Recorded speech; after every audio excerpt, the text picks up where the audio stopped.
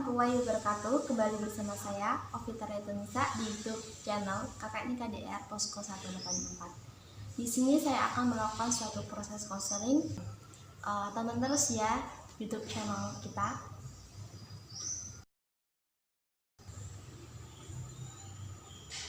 Halo Kak. Halo Kak, silakan Ibu. Bagaimana kabarnya Mbak Iin? Alhamdulillah sampai saat ini masih diberi kesehatan sama Allah. Mbak Iin kesini sama siapa? Saya sendiri Kak. Oh, sendiri ya, nggak sama teman atau siapa Enggak. gitu, orang tua? Oh, Enggak, saya takut sih. Maksudnya kan bawa konseling, takut orang-orang tahu aja. Jadi kan maunya face to face aja.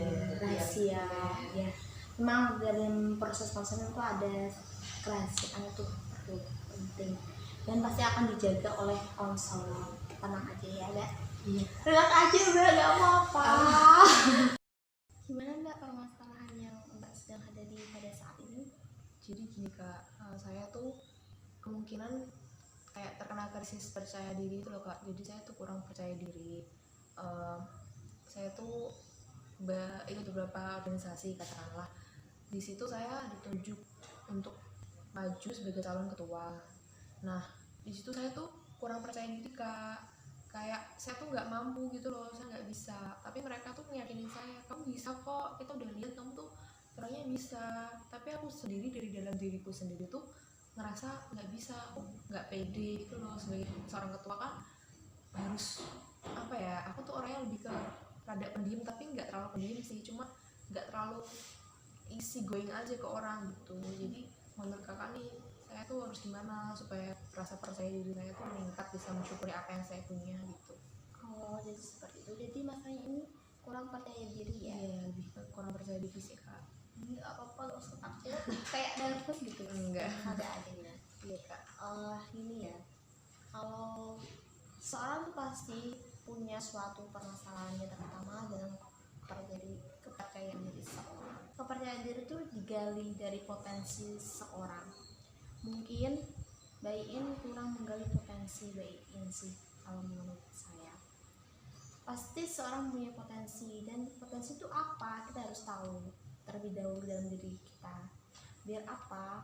Biar kita lebih percaya diri untuk dalam beradaptasi dalam lingkungan maupun dalam masyarakat seperti itu. Jadi mungkin kemungkinan dalam Mbak In tadi bicara tentang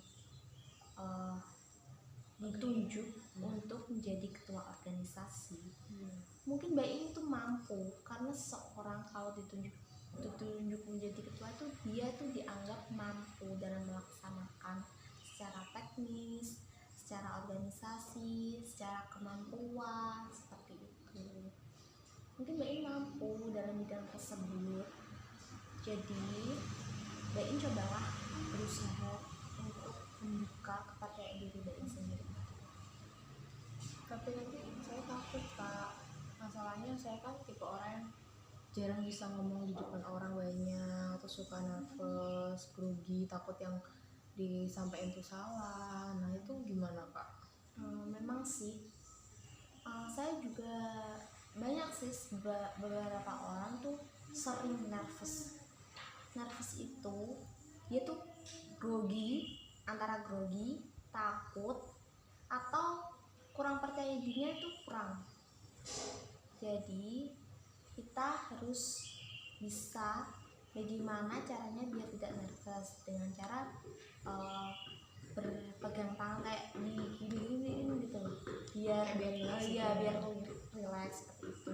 Atau mungkin dengan menarikkan nafas, mengeluarkan nafas itu juga bisa. Atau Mbak In mempunyai teknik lain seperti atau apa gitu, itu bisa. Tinggal seorangnya sih kalau menurut saya.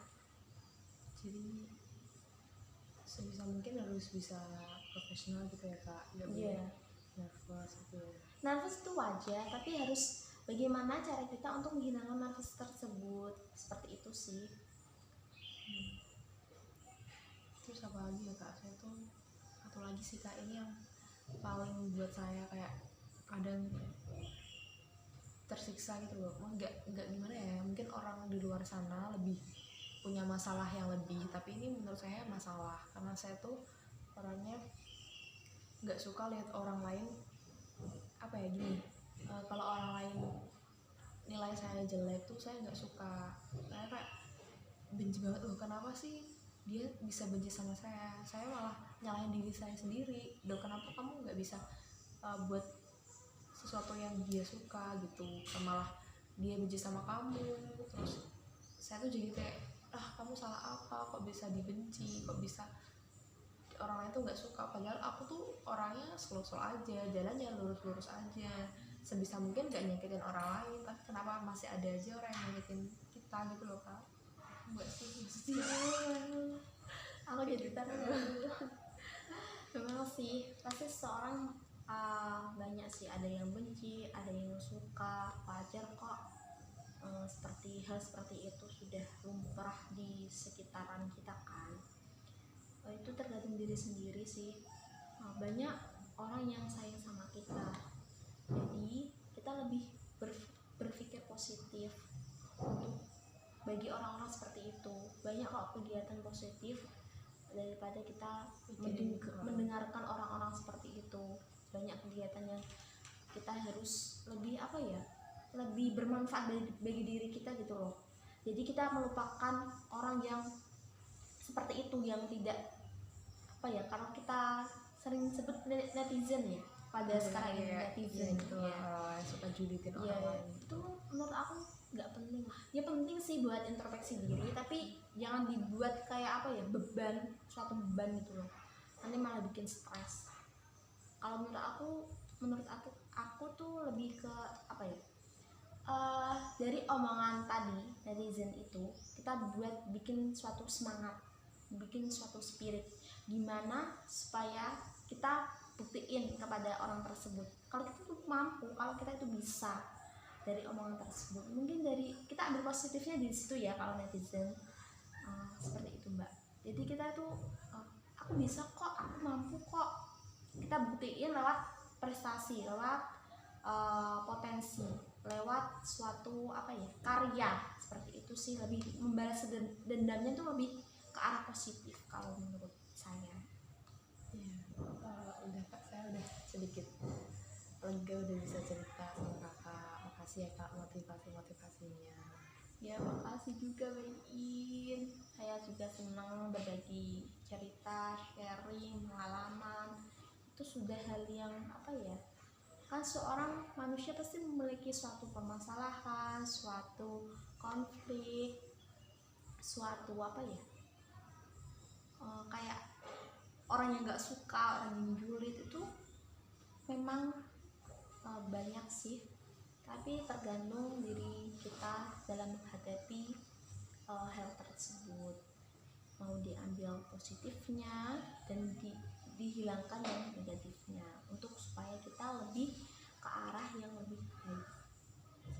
Itu menjadi lagi Mbak Iin, karena proses masih panjang, masih bisa untuk meraih cita-cita. Tetap semangat, tetap spirit pokoknya. Makasih kak. Kamu pasti bisa melakukan hal tersebut. Aku yakin jika ada usaha tidak akan mengkhianati hasil. Proses itu penting, jatuh bangun itu biasa, tinggal kita harus mampu, harus kuat, seperti itu. Makasih ya kak, mohon doanya. Iya sama-sama. Nanti kalau Mbak Iin butuh konseling lagi, mungkin kita agendakan untuk lain kali ya. Iya. Terima kasih Mbak Iin.